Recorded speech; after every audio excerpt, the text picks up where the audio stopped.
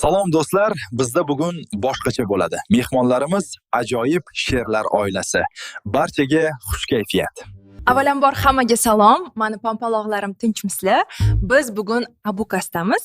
Abuna bo'lib, like bosib tashlaymiz.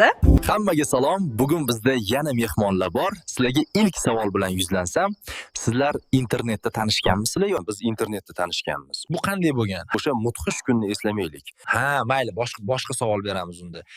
To'g'risini ayting, sizga shu imijingiz yoqadimi yoki xotiningiz xohlagan uchunmi? Savoling og'ir bo'ldi. Avvaliga hammasi hazil edi. Lekin hozir bu obraz mening qamoqxonamga aylangan. Endi sizga savol. Eringizni bloger qilishingizga sabab kunga unga bo'lgan muhabbatmi yoki shou qilib pul topish qulayroqmi? Biz birgalikda brend yaratdik. Pul hamma joyda bor. Men bularni xalqqa tanitganim uchun u kishi menga rahmat aytishlari kerak. Men bo'lmasam degan gap. Bilasizmi, uyimizdagi janjallarning ko'pi shu so'zdan boshlanadi. U o'zini prodyuser, meni esa oddiy aktyor deb biladi. Kelinglar, eng qiziq savoldan davom etsak, oila va blog bu ikki qutbni birlashtirish qiyin emasmi? Har bir qadamingiz kamerada.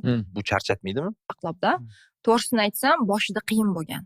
Hamma narsani suratga olish, montaj, lekin hozir bu bizning hayot tarzimizga aylanib ulgurgan. Menga qaranglar, kecha storiesizda ko'rdim, gif o'tkazyapsizlarmi?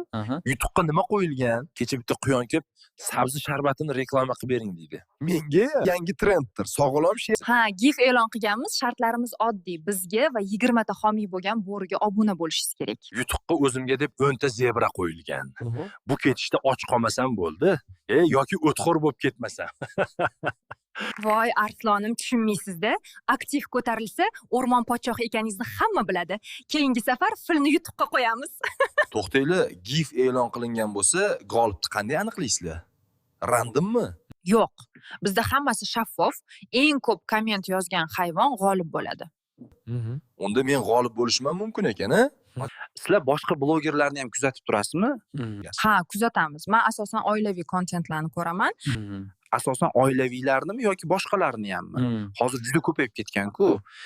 Lekin biz birinchilardan bu boshlaganmiz, hozir esa hammasi qovun urug'idek ko'payib ketdi. Men asosan fitness trenerlarni kuzataman. Ayollarnimi, erkaklarnimi? Ha, albatta erkaklarni. Chunki hozir ayol trenerlar ham juda ko'payib ketdi. To'g'ri, ba'zan relsimdan qizlar ham chiqib qoladi, Lekin like bosib qo'yaman deysiz? yo'q, men qizlarga like bosmaganman. Qiz emas, ayollar. Sizningcha Instagram nima o'zi? Instagram hozir hammaning hayotining bir bo'lagi.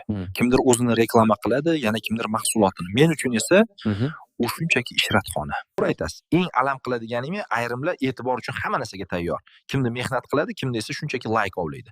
Har kim hamma narsani o'z qarichi bilan o'lchaydi. Mana biz esa mehnat qilib haqiqiy kontent qilamiz. Juftingizda nimani o'zgartirishni xohlaysiz? Qaysarlik, Erinchoqligini. ko'p gapirishini va yana bir savol, o'zingizga olgan eng qimmat sovg'ani eslay olasizmi? Men o'zim uchun juda ko'p qimmatli narsalar olganman. Oxirgi marta mashina oldim. Inson o'zini sevib yashash kerak. Men o'zim uchun olgan eng qimmat sovg'aga gulim bu sen. Doimgidek jentelmensiz. Izohlarga yozadigan negativlarga nima degan bo'lardilar? Ha, harromiy degan bo'lardim. Bu menga to'g'ri kelmaydi. Ularga hech qanday gapim yo'q. Eng muhimi, bedepress, mol qochiramiz demasa bo'ldi. Trendga chiqish uchun asosan nimalar qilish kerak? Hozir kim biroz jinnilik qilsa bas, o'sha trendda. Bu foyda berishi aniq. Endi biroz futbol haqida gaplashsak. Barselona yoki Real Madrid? Real Madrid. Barselona yutsa, bayram yana ham kattaroq bo'lib ketadi. El Clasico kunlari sizning uyingizda haqiqiy bayram bo'lar ekanda. Shunaqa bayram bo'ladimi? Qo'shnilar biznikida to'y bo'lyapti deb o'ylashadi. Bu kishi yutqazsa ham bayram qiladi. Barsa yutqazsa, alamini xotindan chiqaraman. Bugungi ajoyib suhbatimiz ham yakunlandi. Hammaga rahmat, sog' salomat bo'ling. Obuna bo'lishni unutmang. Endi esa bizning vaqtimiz o'z nihoyasiga yetib bormoqda. Hammaga sog'lik, salomatlik tilaymiz. Bizni kuzatib boring. Abuka sahnasida ovozlar uyg'onar, har so'zda fikr, har lahza porlar. Bu yerda suhbat yurakdan chiqadi, biz bilan qol, hikoya davom etadi. Abuka sahnasida ovozlar uyg'onar, har so'zda fikr, har lahza porlar. Bu yerda suhbat yurakdan chiqadi, biz bilan qol, hikoya davom etadi.